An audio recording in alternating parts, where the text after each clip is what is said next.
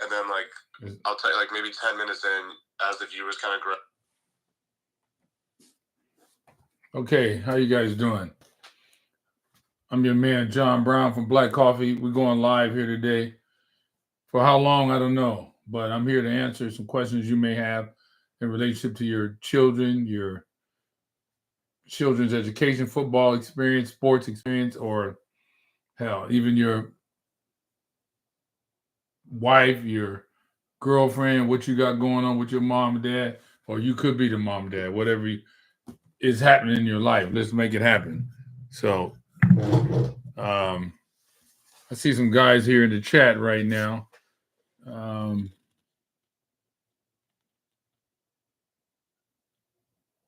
Let's see.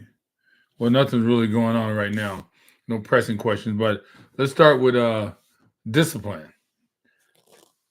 You know, in my opinion, you have to reinforce your children's activity, and even when they're growing up, it's okay to be their friend, their father, but you got to wear two hats. What do I mean by that? What I was doing when I was going through this with my kids, one hat was dad, one hat was coach. And when we're training, obviously I had dad hat on. And when the training is over with, I'm sorry, when I was training, I had the coach hat. And when training is over, I put dad hat on because I didn't want to make sure that my kids understood it wasn't all work and no play. Just can't be run, lift weights, study, and no fun. You got to have fun with your kids. And they need to be able to know when dad or mom is in which mode. I think that's quite important, actually. Let me see here. Camera quality, 10 out of 10. What's that? Coming in.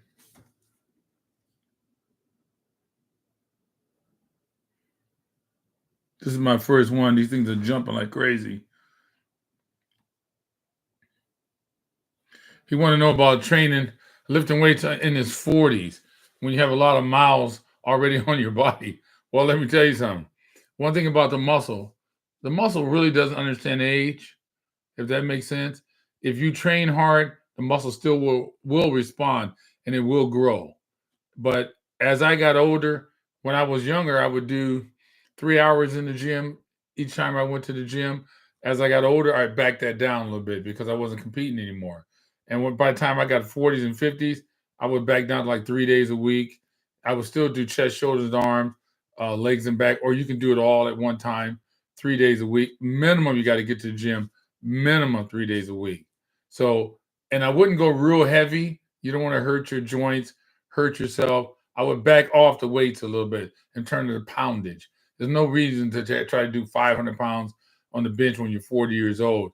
So back down on the weight and just do more reps than weight. That's what I would recommend. What else we got here in the chat? How many sports? Man, this thing is jumping like crazy. I ain't never done this, but how many sports to focus on when you? How many sports did we focus on? How many sports did I focus on with my kids when they were young, meaning 5, 6, and 7? They did basketball, football, and soccer. Wish we would have gotten to baseball. I never got a chance to do that, but those are the ones we did. Why? Because it's cool and interesting to give your kids different avenues to help them with their athletic ability. Basketball, you get a lot of footwork. It's a different sport than baseball. It's a different sport than football. So I think as many sports when they're young helps them out actually. But at some point, let's say when he's 11 years old, 12 years old, you got to make a decision. That's when you stop and say, okay, what hill we want to live and die on? Do we want to do football, baseball, or basketball? I rule out soccer because there's no money in that. I would never have a kid in America playing soccer. It's completely stupid. There's no money in it. What if he or she becomes a world champion? What does she get? A medal, piece of paper? Not good. So don't concentrate on that. Let me see here. Yeah, this one guy has a 3-year-old boy, six. I don't know what this is, 6, 3, and 1 right now. And spend time with 6-year-old. Okay, so he has I think 3 boys here, and he's trying to he wants to know. He spends a lot of time with his kids working out. Uh, the oldest is 6 years old. I think that's good. You gotta. He's playing tennis. You should spend time with him every day when you're. Let's say you take him to work out with tennis. You have to train with him or be with him, watching the trainer, learning from the trainer. Since I don't play tennis, if I had a kid that I wanted to get into tennis, I would be there every day and I would listen, I would videotape it, and I would come home and simply repeat a lot of those workouts that the guy was doing. Because if you go to a personal trainer, it costs a lot of money. It's going to take so much money you're going to have to spend in order to get your kid to where you want him to be. It can be very expensive. So I would say what you want to do is copy, videotape, go home, I don't know, go to a park or go somewhere where there's a tennis racket and there's a wall or there's a net and just practice with your kid yourself. You don't need the coach. You remember what he taught you, and the things you don't remember, you got it on video. So you just repeat that. It's all about repetitions in order for that child to be number one. Now, another thing, I'm talking about kids being number one in their sport, not number two, not number three, to try to maximize their chances to be number one. So please keep that in mind. And I don't believe in this having fun and laughing. No, number one, to be number one is nothing fun about it. But again, if you're a mom or a dad, you're in charge of your child. Your child is not in charge of you. Please don't forget that. There's a lot of stuff here. When should I start bringing the 3-year-old along? He's almost 4. You can start now because he can get mental reps. If you have a child that's 3, one that's 4, one that's 6, let's say the 6 years old is doing something, the guy who's 3, he can get mental reps just watching. But another thing, you have to talk to your kids too. I used to talk to my boys and all the time, try to explain to them why we're doing what we're doing. What was the end goal? Why are we lifting weights? Why are we running? Why are we going to 7-on-7 camp? Because we want to get to the NFL. Don't be afraid to say that to your kids. And I'm not saying to go outside and blab it to the world. That look like an idiot. That's something you keep personal between your child and yourself. But you let them know why you're doing what you're doing. Because the things you instill in them, they believe later on. So make sure you support. We're going to be number one on the planet, on the earth, in tennis, basketball, football, whatever it is you're trying to do. Let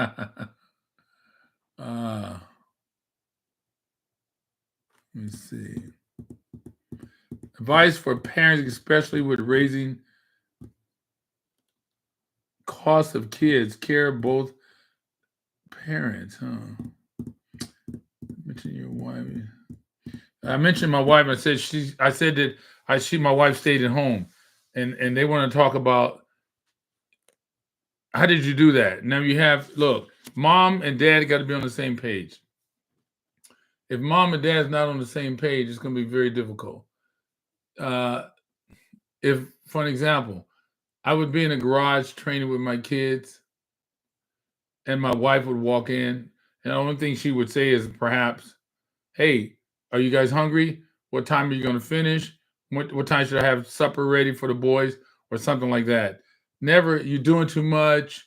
You're going to hurt them." None of this stuff. She was always on the same page as me. And when it came to her and her education, waking the boys up at 6 in the morning before school, sitting them at the table, doing her own German homework with them prior to them going to school, to French school, I was all in with that. When she said to me, "Hey, we're going to move. Me and the 3 boys are moving to Paris, France, and put them in school there so they really enhance their French because they were going to a French school here." Guess what? I was on board with that. So as a father, you got to be on board with your wife, and your wife had to be on board with you. But I'm not saying if your husband or your wife is acting like a fool, suggesting some stupid stuff, don't get on board with that. I mean, you got to be smart in life too. So make sure you're just smart about things. Let me see.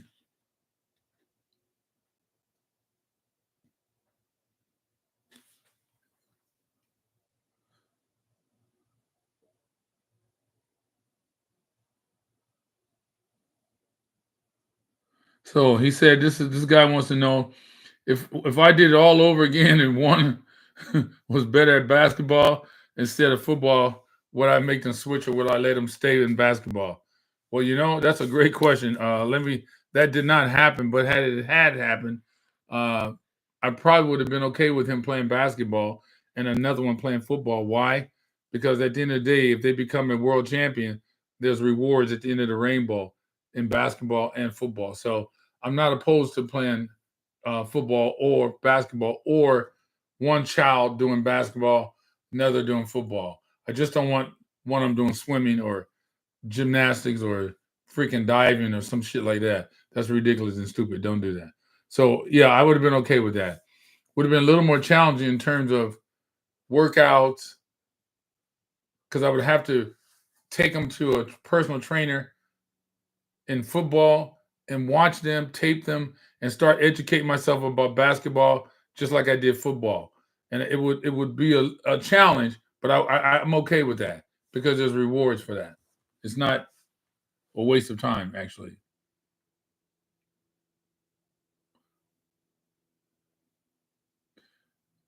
Okay, this guy here says he appreciates all the stuff that I'm doing. Wanted to know what motivate me to talk to parents. That's a great question. My son Cyrus, who graduated from Stanford, said, "Papa, you should do this because everywhere we go, people are always asking you about how'd you do it, your journey. Because if you do it with one son, that's cute. Two sons, got lucky. Three sons, it's systematic. So he decided that I should do this and to give to parents. And as we were talking about this, I see a lot of videos and situations where there's coaches talking to kids, maybe be in elementary school, junior high school, to tell them to stay in school and to motivate them. But I see nothing motivating parents because without the parents, in most cases, the kids are not going to make it. Every now and then, one kid can get lucky and do it. But in general, you need mom or dad or mom and dad to help the kids really make it. So some kids are born and they're self-motivated, but not all kids are self-motivated. So as a parent, you got to do this. So I decided to do this because I wanted to share with parents and hopefully instill some wisdom that I've learned and some techniques that I developed to help my kids get through school. Remember, they were not just good students, they were also 4.5 student, 4.3, depends on the year. They all took AP classes their whole lives. So they were doing a lot. They took the SAT in 3 languages, German, French, and English. So I wanted them to dominate the classroom and the sports, not just the classroom or not just sports. We want to do it all. So that's why I decided to come on. This is my first time ever doing this live. And it's kind of weird because as I look at this monitor, this damn thing is flipping and I got to try to find it and read it.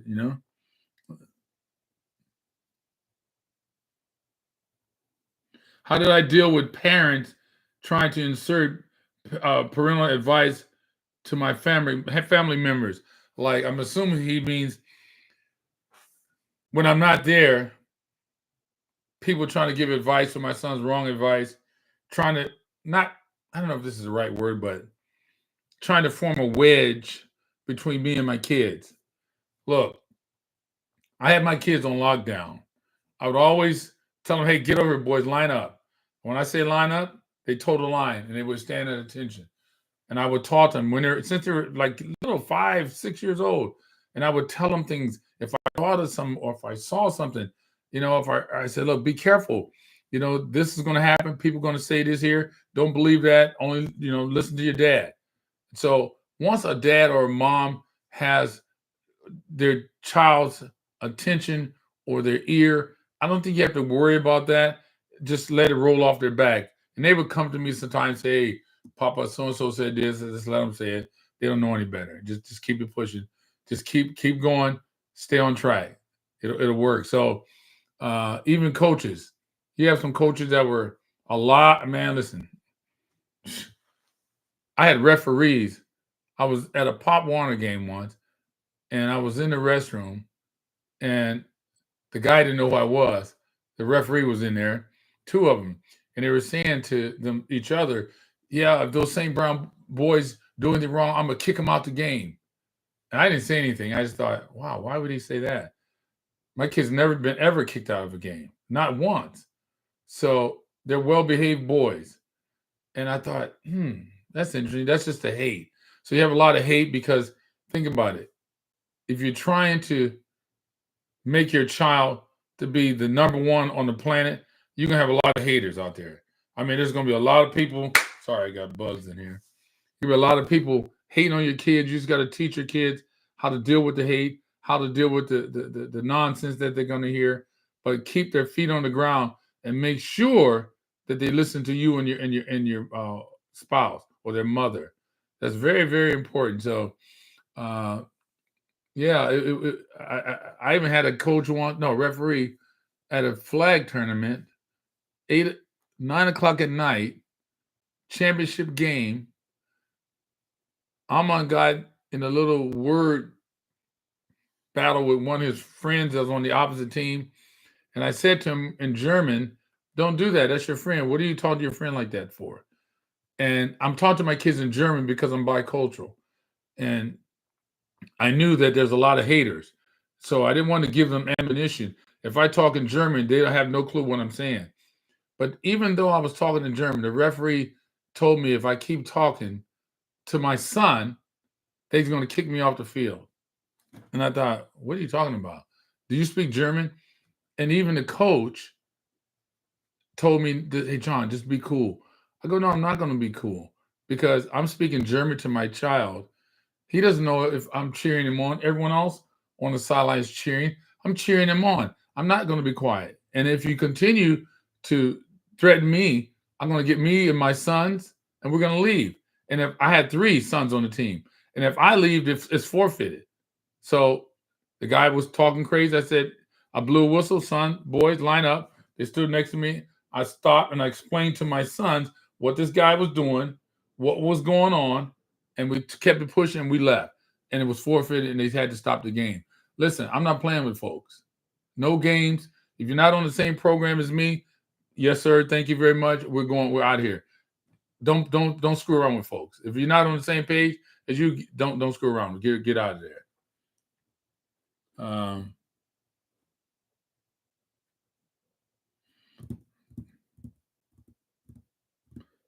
Advice for parents with sons and daughters. It's the same advice. There's nothing changed. If I had a daughter, I would tell her like I told my boys, line up. What I tell you about girls, Papa, they dream killers. I would say the same to my daughter. I would tell my daughters line up. What I tell you about boys, girls, they're dream killers.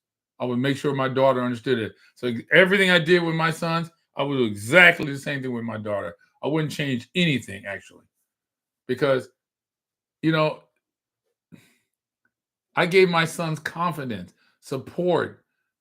They believe that it was possible because of the way I talked to them, the way I treated them.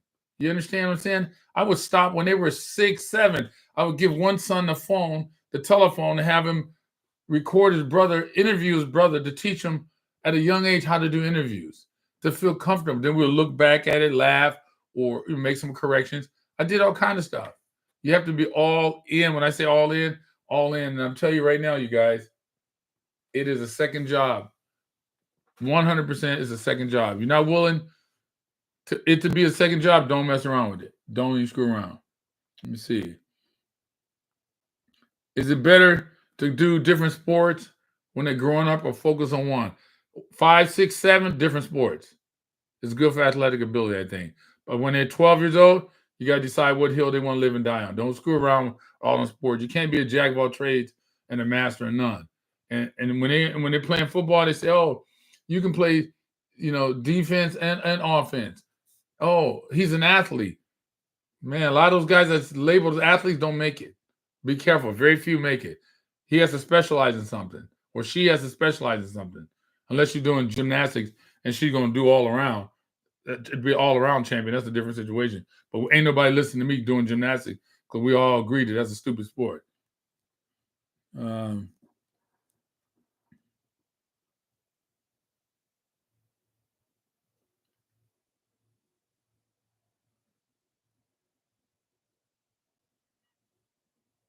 So this guy is a 12-year-old boy, very athletic, puts in loads of work. Come game time, mostly passive on the court. How do I bring out the aggressiveness? How do I make him more aggressive? Well, that means I don't know if you white, black, where you at. You must live in the suburbs, or your kids have a very comfortable life, apparently, because in most cases, if I were you, I'm from Compton. My kids live in suburbia, California. All right. They have nothing to worry about when they leave this house. Are they going to get in a fight or gang activity? None of that. But I took them every Sunday to the hood to work out with those kids because I know there's something in the hood you got to have in order to go all the way. You can't be soft. And my sons were half white, light-skinned. Come on, man. I don't know about you, but where I came from in Compton, if you were light-skinned, we took your money and you bought everybody lunch. That's just how it is. We would pat them down at their pocket and see if they had money. Hey, you got any money? Come on, Keith. Why don't you buy me a donut? We did it all the time. So I knew that my sons were light-skinned and they're probably going to have curly hair and the kids going to, in not the schools they went to here, but if I took them to Compton, they're going to have some opposition. I said, look, if you guys get in a fight, you all better fight and kick them boys' asses. So I taught them by taking them to the hood, taking them to the jungle, they became tough and they became rough and very aggressive. All you got to do is take them to the hood. You'll see there'll be a difference. But if you raise them out here, they're going to be soft, And if he has curly hair, oh, my God. Please, cut the goddamn hair. Don't let the hair long. Don't leave the hair long. It's not good. I hate to see it look because they start thinking they're cute. You see what I'm saying? And then so if you start making your son wear dresses, he's gonna start feeling feminine. You understand? So long hair is associated with females. You let that boy have long hair, you think he's cute, and you keep petting him like a little pet, he's gonna be soft. Because see, if he doesn't bite as a puppy, he ain't gonna bite as a dog. And you need to teach him how to bite as a dog and be real with him. If he's soft, you need to be real with that. You can't be having no soft kids. Let me see.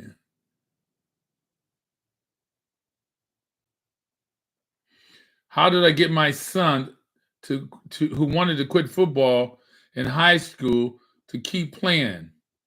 Okay, that's a good question. So my son Osiris never liked football. So I told him, look, when he was like 7, 8, 9, I would every now I would say to him, hey, if I said you can stop playing, would you stop right now? I would stop right now. I would never do it ever again, he said. But he was probably my best athlete. I said to him, okay, here's the thing. You're going to play until the 11th grade because I'm your father and you're going to do what I tell you. That's how you make that happen. It's very simple. Now, the 11th grade, if you want to quit, you can quit.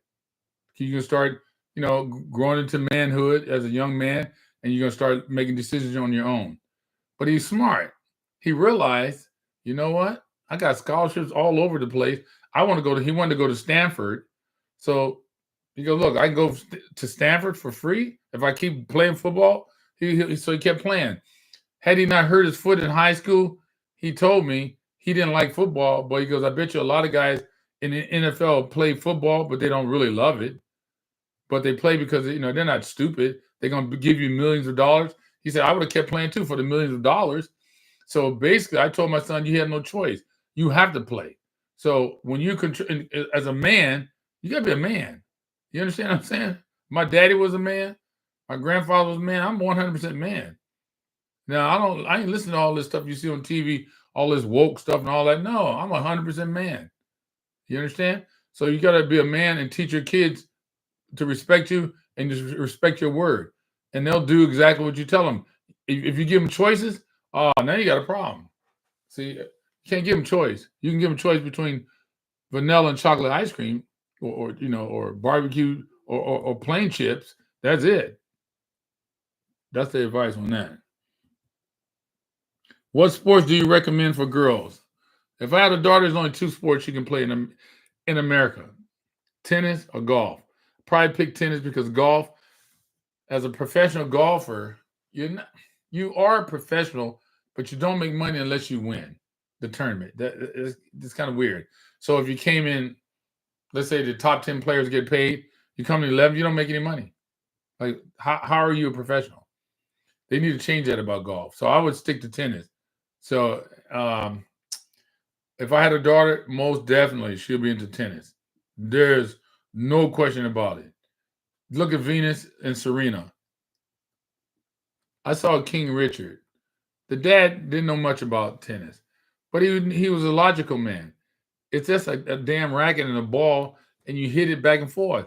So he figures, let me go to the park and practice. We're gonna hit so many balls that no one's gonna ever be able to beat us. It's very simple. It's not difficult. Even if you don't know anything about it, it's not it's like a magic trick. Once I show it to you, you go, oh wow, I thought that was more impressive when I didn't know how you did it. So that's what I would have them doing. No gymnastics, no soccer, no softball, none of that. Only reason they would do softball or soccer or something like that is if she said to me, Papa, I want to do soccer, or I want to do softball so I can go to Stanford and become a medical doctor. And this way I can get a free ride. That's a little different. Okay. But why not go for the gusto? Why not play tennis, get a scholarship to Stanford, and be the number one tennis player in the world and a doctor? You see, that's how I see it.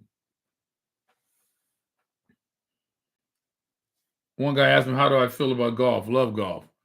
Only thing I don't like is when you're professional, like I said, you're not really a professional when they're not paying you on the regular basis. You only make money if you win. Let me see what I was gonna. Somebody see like coffee with John Brown. He said, write this name down. Jonathan Sims, 17-month-old. Love that. Love that. He's thinking right. We do pull-ups, body squats, running on the treadmill 3 times a week. Okay. He will either do boxing or football. I like that. Boxing is good because there's gold at the end of the rainbow. Only thing that concerns me is the injuries, getting hit in the head. So as a father, I love boxing. I'm all for boxing, but make sure he knows when to quit before he becomes punch drunk. So Jonathan Sims, think about this. This guy said his son is 17 months old. This is what I love. This is what I'm talking about, folks. He has to be thinking about that now, right now. At 17 months is when it starts. It starts even before that. If you're 18 years old and you're listening to me and you're not married, listen. If you want to have athletes, and if you don't, it's a little different. But if you want to have athletes, you got to consider the girl you marry and impregnate. You got to make sure that she's of stature, and the bigger the woman, taller she is, the bigger your kids are going to be. You understand? If you're 5'2", your wife is 4'11", well, most likely your kid's going to be like 4'10" at max. You can't do that. You have to make sure she's. I don't know, if I was 5'7", shoot, I'd be trying to marry me a girl that's 5. If I was 5'7", she got to be at least 5'7", 5'8", 5'9". Well, get one of them volleyball girls, you know. So you got to think of these things as a young man or a young woman. You just can't just marry anybody if you want to have athletes. If you don't care, then shoot, what love got to do with it? You know, you can love a big person as small as well as a small person. That's my opinion.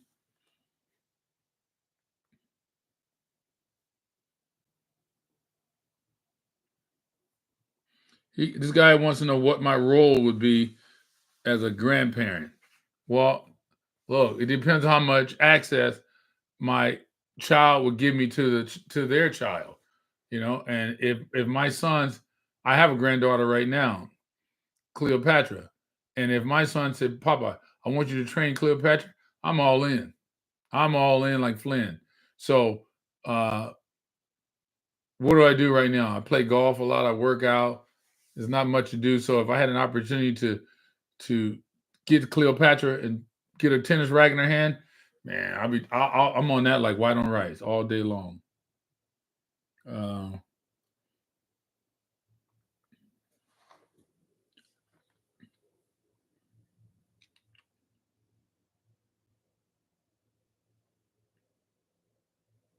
do I recommend soccer for boys?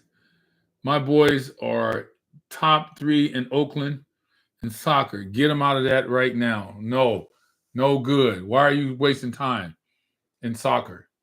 What happens? Let's say, and if you're in Germany, Italy, and Europe, that's different. We're in America. Ain't too many soccer teams. I know what you're going to say. Well, he can. There's a lot of athletes here in America playing in Europe right now. There are some.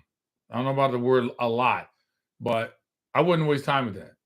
I mean, he's going. If whatever you train them to do, they'll do, and they'll be good at it. So he can be good at soccer or as a slot receiver in the NFL. You choose. I want to make sure that look. I'm 6'2". At my heaviest, I was good shape, 240, 245 pounds, and I could run, I could jump, I could do all kind of stuff. I was super athletic, but my dad never once suggested I do. I played football in high school, but we were losing every game, and I asked the coach, "How do they select players from high school to go to college?" And we're losing every game. Is anyone going to ever come watch me? How's it work? How does selection process? He couldn't answer it. I thought, wow, this is not good because I want to go to the NFL. So at that point, I met a guy who saw me in the park with my shirt off. He goes, "What do you do? Are you a bodybuilder?" I go, "No, I play football." He goes, "You shouldn't do that. You could win Mr. Universe." So I went home and thought about it, looked at some magazines, and thought I'd give it a shot. And I gave it a shot, and then I said, "You know what? I'd rather do this because at least when I cross the finish line, it's up to me. I'm not depending on 10 other guys." The coach didn't know how to answer the question. I had to get out of that. But my point is, had my dad said, "Hey, son, stick with it, you'll find a way," or guided me and gave me confidence that I will find a way, I would have stuck with football. But I didn't know it. Now, I was a 5-time world champion. If I was a 5-time world champion in football, I'd have made way more money than I did doing bodybuilding.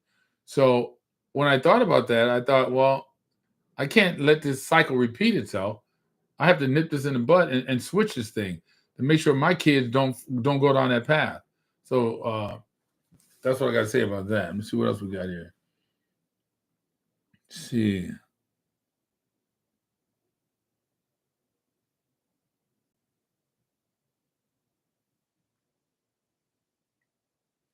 I don't quite understand how did you criticize your kids at 10 and under? Um, I mean, if they were sorry, I would tell them they were sorry. Uh, you got to criticize them. You got to be honest with them. Listen to me. You need one person in your life to be honest with you. Let's look at bodybuilding. Even though you're probably not, but just let me give you an example. Bodybuilding, 6 weeks before the show, you need someone to look at you, not yourself, and to analyze your body. Am I carrying too much fat, too much water? What's going on? What do I need to do? And they'll give you instructions where you're holding water. I will cut back my water. Or I have too much fat. I will cut down the calories. Do whatever I got to do to burn extra fat. Then I will come back, have them look at me again. But here's the thing. In the gym, everybody said I look good. and they're all full of crap. Only one guy was honest with me, and that was Dan Block. I go to Dan Block's house. I let Dan Block look at me. Dan Block would say, "You look good" or "You look bad." When Dan said I look bad, I knew he told me the truth. I would go back to the gym and work harder. When Dan said I looked good, I knew I was ready. So I told my kids that story. I said, "I'm your Dan Block." So I don't care about 5-star. I don't care about your touchdowns. Anything they write in the sun on Saturday mornings about you, I don't care about any of that. If I tell you you look like crap or you play bad, you play bad. Because a lot of these guys won't be honest with you. Oh, you did good. No, no, no. As a parent, you got to criticize, but you got to make sure your son and daughter knows that as their father, you're going to always be honest with them. And then this way, even today, if they don't look good, I'll send them a text message. Because ain't no coach knowing better than I do. I'll have to send them, tell you took your eye off the ball. Or I don't like the way you ran that route. I'm going to say things to them, whether they like it or not. I'm always be honest with them. But if I tell them they're good, they know one thing. I got to be good because my dad wouldn't lie to me. That's very, very important. What else we got here?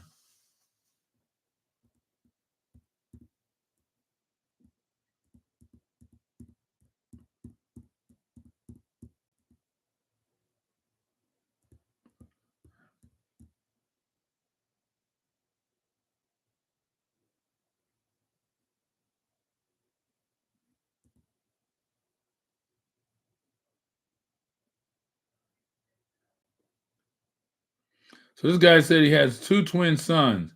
One of them had a femur break last season in football. This year, I'm getting them stronger and faster. Is football something we should keep pursuing? Absolutely. Look, things happen. People break bones. They have fractures. Part of football, part of life, part of sports. You don't stop there. You keep going. If you believe, well, how do I say this? You have to believe in them. A lot of parents don't believe in their kids. And I think the parents also don't even believe, never believe in themselves. So they probably question the why is how can my kid make it? How can my kid be so special to get to the NFL, to be in that 1%? My kid, I mean, he's nothing or she's nothing special. I beg to differ. Your kids are special because most parents are lazy. I always tell you, there's no such thing as lazy kids. There's only lazy parents. You understand? And I believe 95% of the people on the planet are average men and women and children. If you get your kids in that 5%, you're willing to go the extra mile, they can make it. You'll be surprised what they can do. So most definitely, I would stay in the race with them. Hold on here. I think I got another message from somebody here.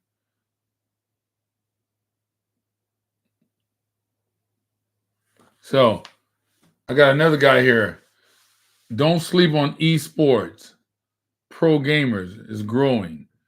I never really played too many esports like that, but okay, we got it. Don't sleep on esports, you guys. Pro gamers is growing. Okay.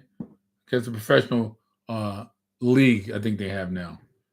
Don't know much about that, so I can't really elaborate on that. Let me see. This guy said his boys have always been pit bulls. Okay, that's fantastic. That means they're gonna bite his dogs. Let me see. What are your thoughts? What? Some of these guys are crazy.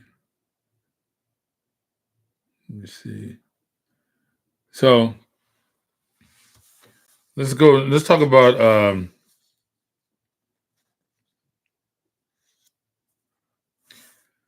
workouts.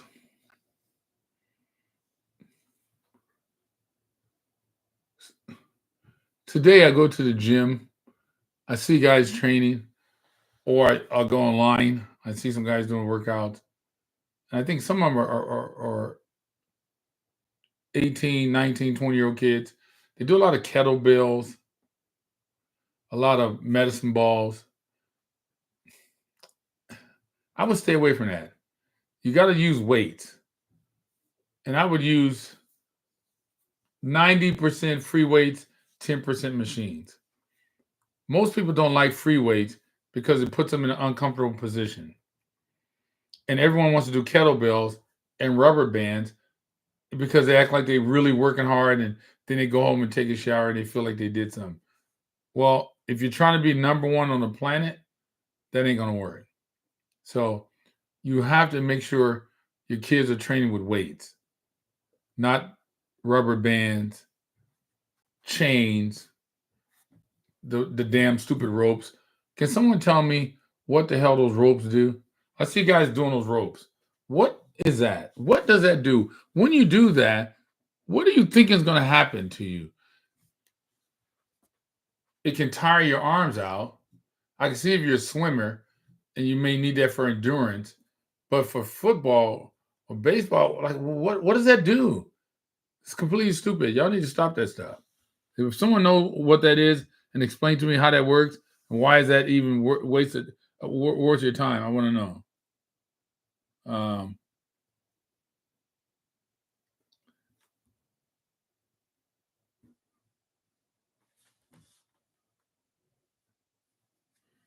Some of the guys are asking crazy stuff.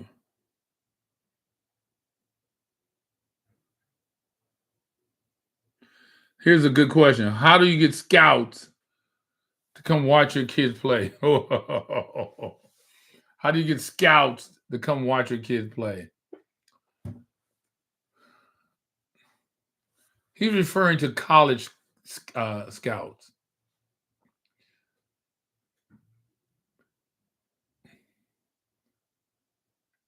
It's like a system. You got to know the system, how to change, how they all work together. Let me explain this to you. I think the most important thing to start with is flag football. I mean, 7-on-7. 7-on-7. Let's call it when you're. I think Amon Ra must have been 9 years old or something like that when we started that. So, because 7-on-7 was just coming around then, so I got him in as early as possible. 7-on-7 is very, very, very, very, very important. Almost more important than high school for scouts and for scholarships. This is how it works. You have a 7-on-7 event. There's more 7-on-7 events going on during the season of 7-on-7 than high school football games. Way more, like 100 times more. You have guys like Rivals, 24/7, they write articles on kids. Let's say football, for example, but all sports. They write an article, they go to a 7-on-7 event, and they'll find a kid that's really good in their opinion. They'll come up to that kid, what's your name? Can I take your picture? Let me get your profile up. And they'll write a little story about this kid. That gets the ball rolling. Next tournament, they see the kid, they talk again about him. They do another article. Let's say he's 8th grade. By the time he's in 9th grade, he has so much ink, so much articles been written on this kid. He's actually starting to populate and become important. Now, when your son is playing high school football, college is playing at the same time. So these coaches don't have a lot of time to come watch your son play high school football. So let's say you live in Southern Cal. USC doesn't have time to come to all your games. So what do? They buy a subscription to 24/7, Rivals, for an example, and they look at the rankings. If they say Jack Smith is the number one running back in Southern California, guess what? They're going to start sending you messages, sending you letters, visiting the school, following you on Instagram and TikTok. Hey, how you doing? This is Coach so-and-so. Like the way you're playing. That's how it works. So as a father, your job is to take your son to 7-on-7 and try to identify all the beat writers, they call them. Introduce yourself. Introduce your son. Ask him, can he put his profile up? Can he do a story on your kid? He may go, you know what? Not right now. Okay. Next time you see him again, hey, let me take this guy's picture. He takes a picture. Next thing you know, he's doing a story on your son. Look, they sell subscriptions. In order to sell it, they have to write new stories all the time. So there is more likely than not, they'll want to at some point do a story on your child. Now your son is in ninth grade.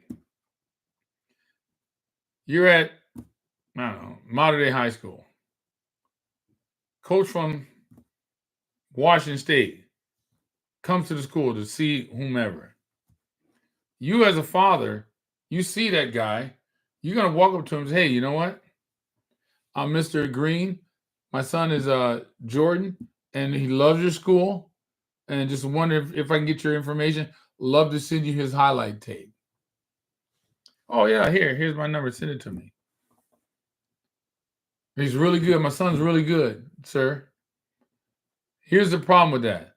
If he goes home, and I'm saying to everybody right now, turn your computer on, put your son's first and last name in, hit enter, and see if anything populates. If it doesn't, that means you're playing daddy ball. Daddy thinks he's good, but no one else does. So by the time he's in ninth grade, you meet that coach, you send him his highlight video, he's going to look at his highlight video, then he's going to Google his name. And guess what? If no one has done stories on your kid, you're doing daddy ball. But if there's been stories already written on him, now he's interested in your kid. This is what you do. Then you do the same thing in high school games. And this is how you get scholarships. Look, head coaches don't get scholarships. Head coaches at high schools do not get scholarships. Assistant coaches don't get scholarships in your high school. Don't think that. That's not how it works. Do they take credit? Oh, yeah, they take the credit. When the school comes, when let's say Oregon, Mississippi, Alabama come to your school, the coach is going to sit down and pop his chest out like he's the big guy. And if they ask, hey, you know what? I like Jordan Smith. We'd like to talk to him, coach. Can you pull him out of class? Oh, he's going to pull him out of class and take all the credit for that. But I'm telling you as a mother and as a father, I'm telling you right now, you have to get your son scholarships. You got to get your daughter scholarship. Don't wait on the coach to do that. You got to be very aggressive. Not just a little bit that I've told you. There's much more to it, but we don't have all that time. Just wanted to kind of see if I can answer that question for you. How much time we got here? What time is it? We've been dealing with this for a long time. I'm saying. My kids' nutrition. Nutrition is important. I have a product called Cane Protein. CANE. I developed cane protein because when my kids were 8, 9, and 10, I went to their school. I saw what they're eating for lunch. And I go, oh my God, I don't approve of that. So I made sure I had some companies make my own protein for my kids. And in the mornings before school, I would give them the protein just to make sure they get enough protein because that's the building block. And if they ate, for an example, steaks in the night for dinner, in the morning, I would make them eat steaks again. We're not eating eggs. We're not eating cereal or some silliness like this. What you eat, what your kid eat at dinner, he eats in the morning. He has to get the right food in him. I made them eat 3 times a day. I stood at the training table and I watched them eat. After they finished eating, they would drink a big glass of my protein. After that, they would drink a glass of water. Then they can leave. But before that, you don't leave the table. You have to be on top of your kids. No choices. When did I realize my kids had separated from other kids? Well, that's a good question. I guess I realized that when they were like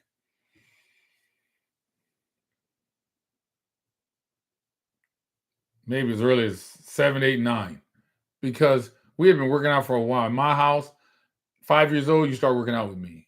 So when your birthday comes and you're 5, let's go in the garage with me. So we've been working out for a long time, all 3 of my kids. And they knew they were stronger than anybody on any team they ever been on. So in general, a strong guy is not going to let a weak guy whip his ass. That makes sense? So I would every now and then let their friends come in They go, hey, Mr. Brown, can we work out with you? I said, okay, today you can do a little bit. They come in, they start working out with us. I just wanted my sons to see how much stronger they were than their peers. That makes sense? And so working out early, you start seeing that. And you see their attitude change. And another thing, look, I bought the jug machine. We was catching 202 balls at least 4 days a week. Guess what? I had 3 sons. So I counted all the reps. I'm not going to go inside and look at TV or do something. I'll be back. If I have to go to use the restroom, stop catching until I come back. I'm counting all of them. Every rep, 1, 2, 3, 4, I counted. I'm not leaving nothing up to no. I'm doing that. I'm watching you eat. I'm watching you sleep. I'm watching everything. You understand what I'm saying? So very, very, very important. And this guy here, measurements. I took measurements of my sons all the time. I had a book, I had a journal. I would do measurements like every 3-4 months. I would do measurements so they can see if they're growing, if it's working. Now, when they're young, the muscles don't really grow because their body is not producing testosterone, but they get stronger and they do get a little bit more developed than the average kid. This is true.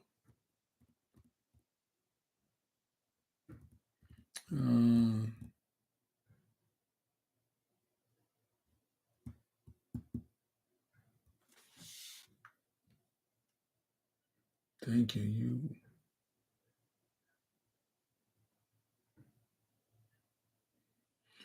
I don't quite understand what this guy is saying, but the way he's writing it. The way he wrote it was, thank you.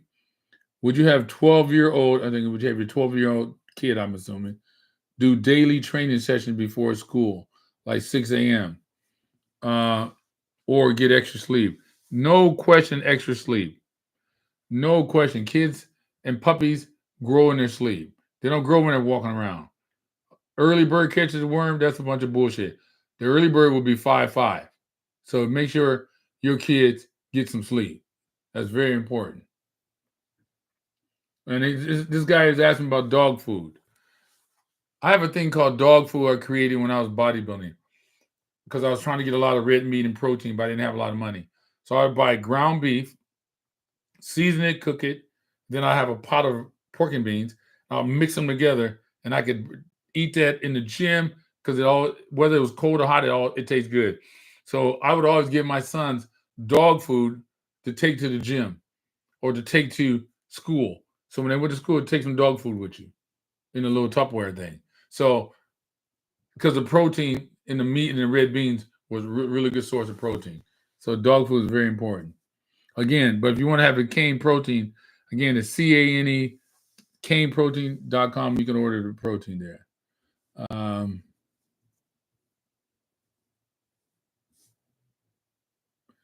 Okay, he wants to know how to sharpen the mindset of a kid that's 1 or 5 years old, or 5 to 10. What's the difference? When we say sharpen the mindset, I don't know if you're relating to school or if you're talking about sports. Let's talk about school real quick. I believe all kids are smart.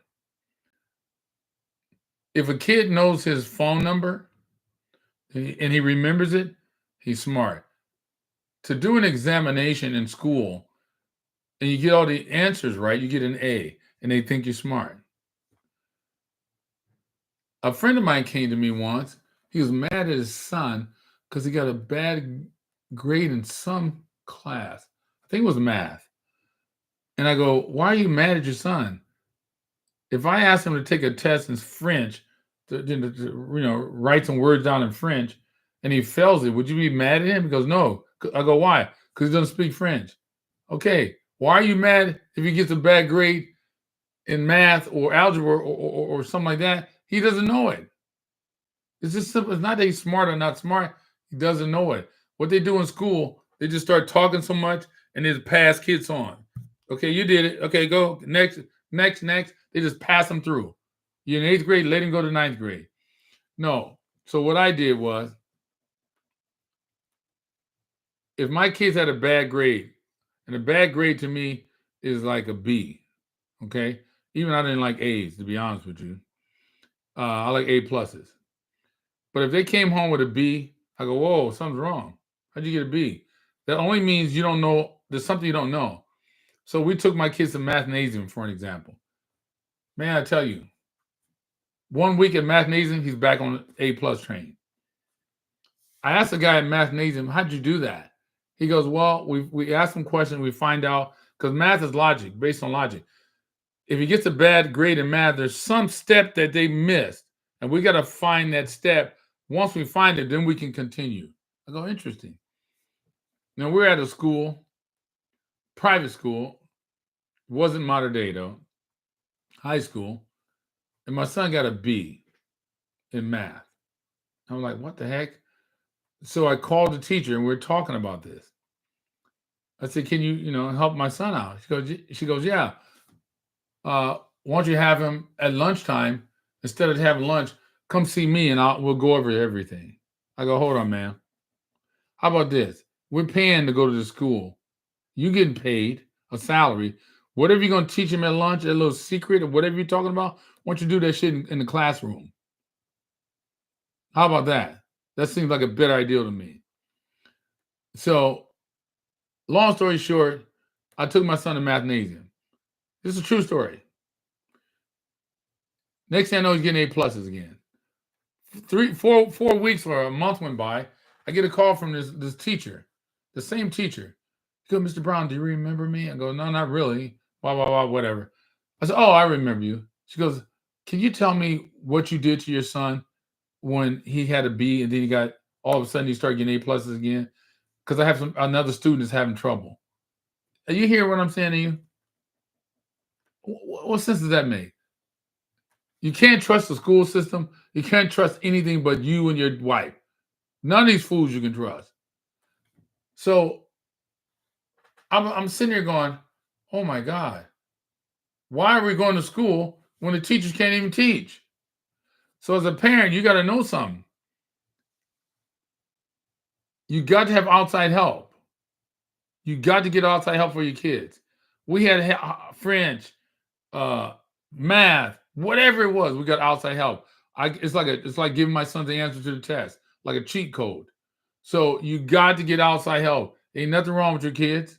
It's them damn school systems is jacked up. How you gonna have 40 kids in a classroom and you got 45 minutes to teach them something? Half the kids ain't learning nothing. More than half.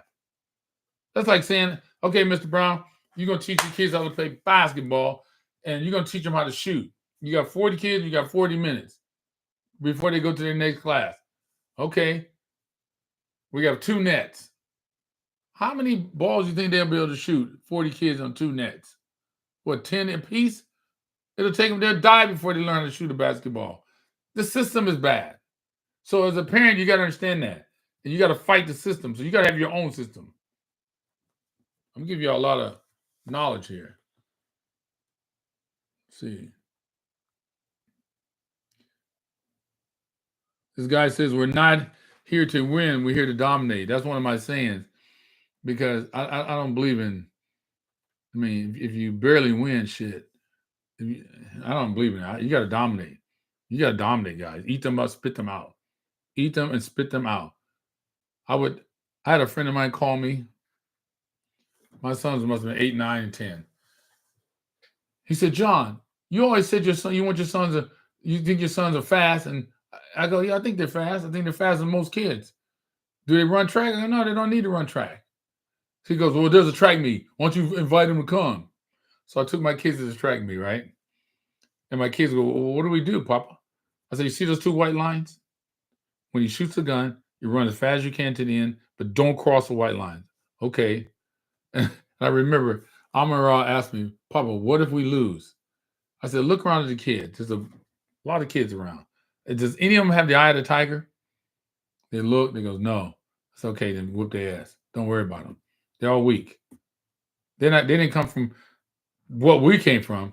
I'm telling you right now, they won at least 30, between the 3 of them, I think 30 or 20 medals, first place. And the lady was next to me. She goes, "What track club are you guys from?" Because he didn't know they're all brothers. I had them all dressed the same. I said, "We came from the garage." "Where's that at? Where do you guys work out at?"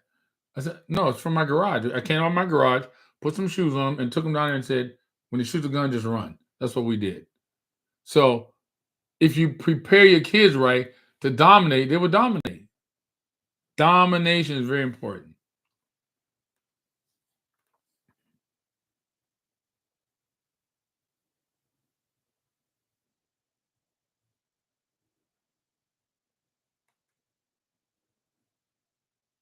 Now, I don't know what this means. This guy says, "I'm a brown man. I've noticed being dark is a gift these days." Yeah, shit. Most of the athletes that's playing football and basketball are African American. So shit, if you black, you got the black gold run through your veins. The way I see it, you should be celebrating that. Now you just got to be smart and be aware of it and know how to cultivate it, to corral it, to direct it in the right direction. You're born with the black gold in your veins. You got to have you're already halfway there. So if you're black, you from the hood, you halfway there. Make sure you get with the right guy or the right girl. Period.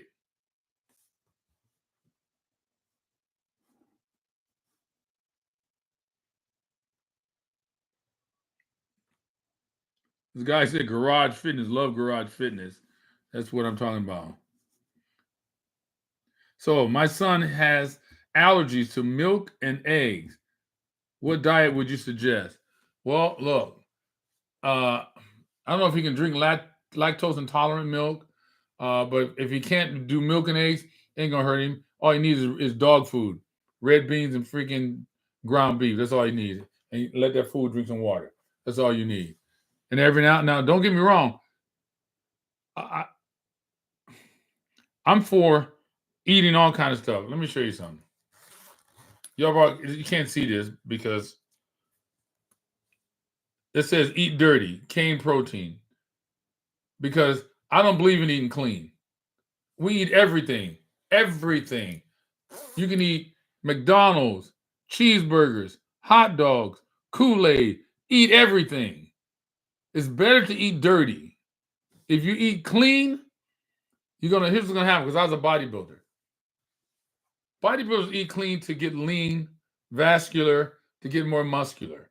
But you know what happens in the process? You lose 30, listen to me, people, 30% of your strength. That's a lot. Now, these fools who's going to these schools and reading these books, and they got you in school telling you eat chicken and eat that. You eat chicken, you're going to look like a chicken. You ain't never seen a big chicken, have you? Don't listen to them fools. They don't know what they're talking about. They never had 20 to 21-inch arms. So how do they know?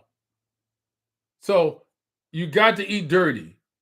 Don't eat clean. You think if you eat clean, you're going to be a lean machine. You're going to be faster. You're going to be weaker. You got to get smart. Don't listen to those guys. Look, bodybuilders know this stuff because that's what we did. That was our job. Why would I want to lose 30% of my strength and go do football, baseball, basketball? That doesn't make sense. Eat dirty. That means eat anything you want.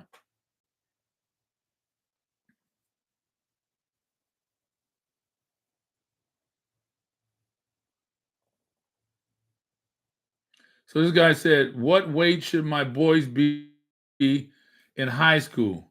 One is a running back, the other is a slot receiver. That's hard to say because I got to see their body composition. You have mesomorph, endomorph, ectomorph. I don't know the body type. But in the day, they got to be strong. They got to be strong. They can't be no skinny minis. They got to be strong. So just get them strong.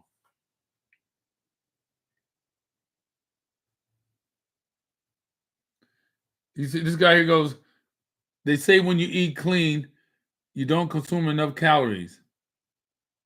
As if you eat, look, if you eat clean, you're not going to get enough calories.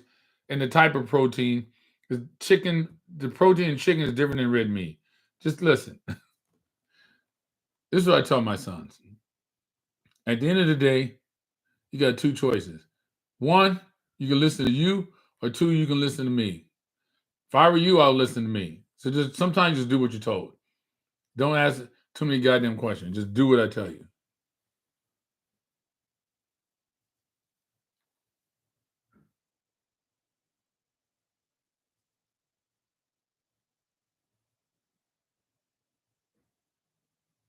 This guy here says, no wonder my son, no, wait.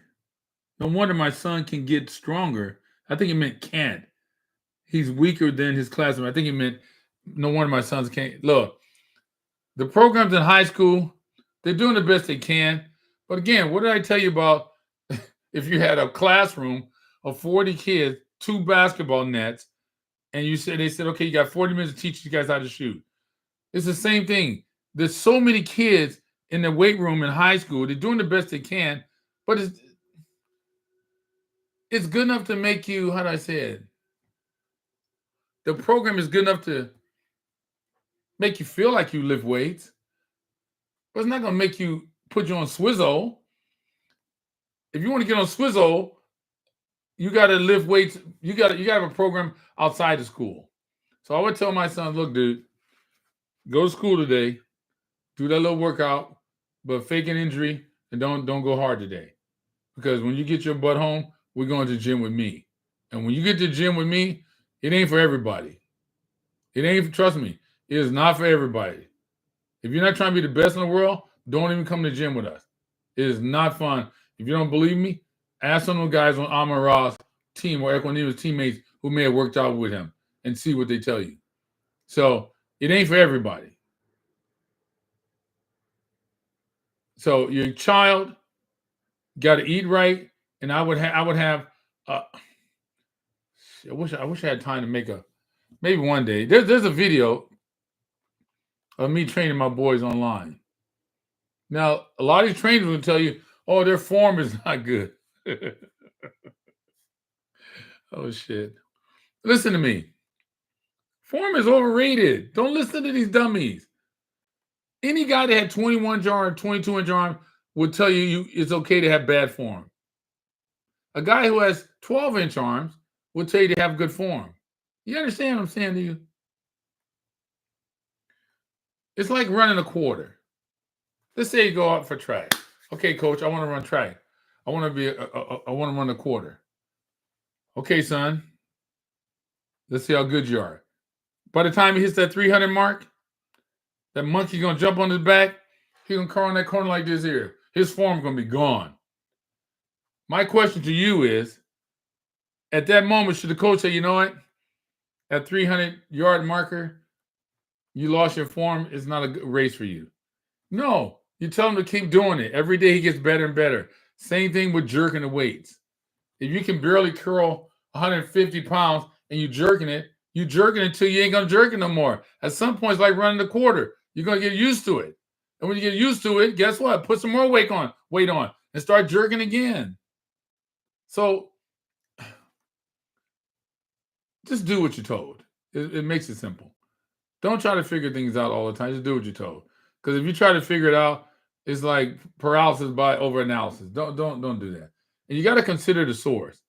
Hell, if you had a heart problem, would you go to a heart doctor or would you go to a mechanic? I mean, these guys don't know what they're talking about. They've never done it. You know? And then, no offense, but then you got some girls trying to tell guys how to get big. How you a girl gonna tell a man how to get big? That doesn't make sense to me. You can't read the stuff in the book, you guys. Jesus, I'm telling you. This is just real talk. Look, my name is John Brown, and this is Black Coffee. And let me tell you why I call it black coffee. Because not everybody can drink coffee black, straight. Some fools need a little sugar, a little cream. I ain't got no sugar, I ain't got no cream. I'm going to tell you exactly how it is. You deal with it or you don't. Period. I ain't got time for that.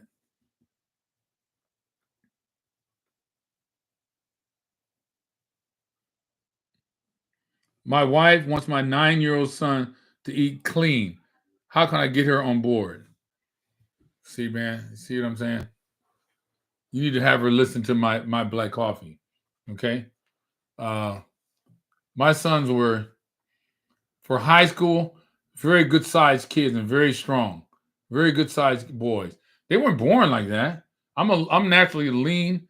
My wife's not, she's 5'9" or something like that, but we're not like overly big, but I trained them to be like that. So you got to tell your wife, look, explain to her what the plan is.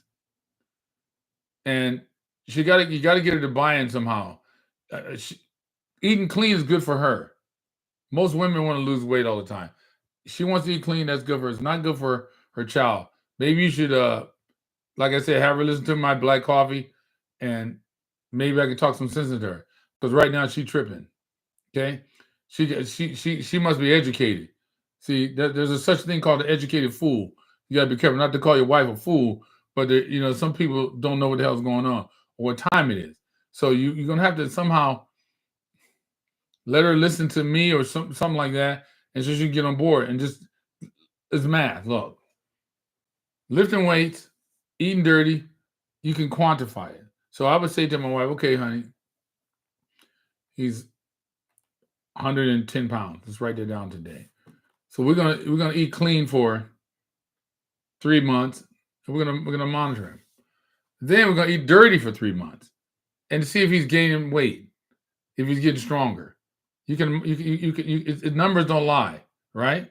So numbers don't lie, and lies don't figure. So I would do something like that, and then let her see the numbers, and then I think once she sees the numbers, hopefully she'll change her mind and get on board. So look, we've been doing about an hour and 11 minutes. I'm gonna answer a couple of more, and we're gonna call it a day. Let me see.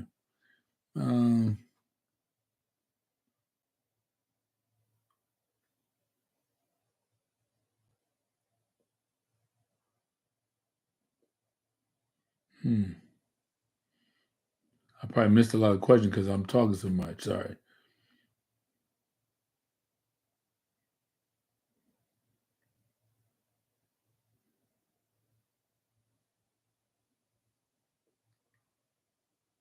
How did my sons increase their football IQ in high school?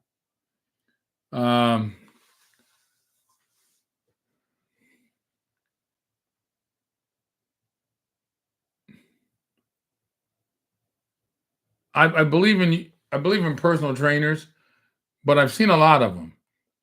When I say personal trainers, I'm referring to guys who would teach my sons how to run routes correctly, how to get their footwork quicker. So I would find somebody who has a good track record, and I went to like maybe 4 or 5 of them, and I stuck with this one guy, Jeff, because he seemed to be real good at that. There's some other guys that are a little further away from me that also were good. Find somebody like that and frequently go there. Listen to the guy and tell the guy to be honest with you. If your sons need to work on something, he'll tell you and you go work on it. Now, the last tip I'm gonna give you guys. It's a 15-minute drill. This is the best drill you're gonna ever hear in your life.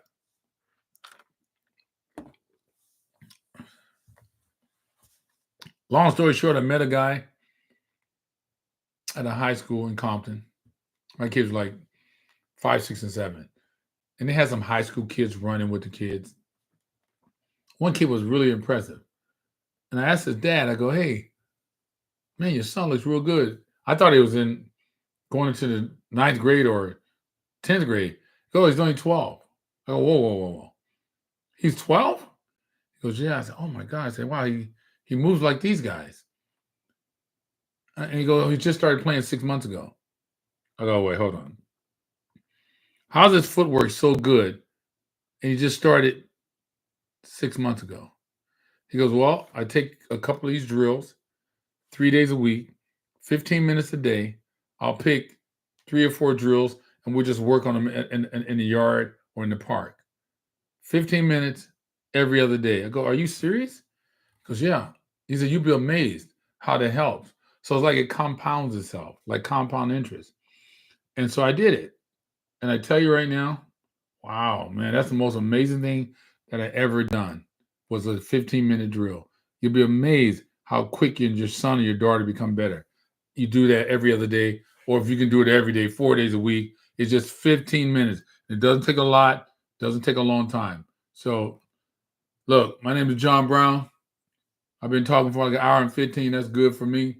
Appreciate you guys listening. And remember to subscribe and hit that button, whatever it's called down there. They got a little button that you hit and follow me on YouTube, or go to Instagram and look for some stories that we're going to put up. Or if you want to come on and do a one-on-one with us, you can go on there on Instagram and sign up. You may get selected to do that. So that's my story. I'm sticking to it. Keep the faith.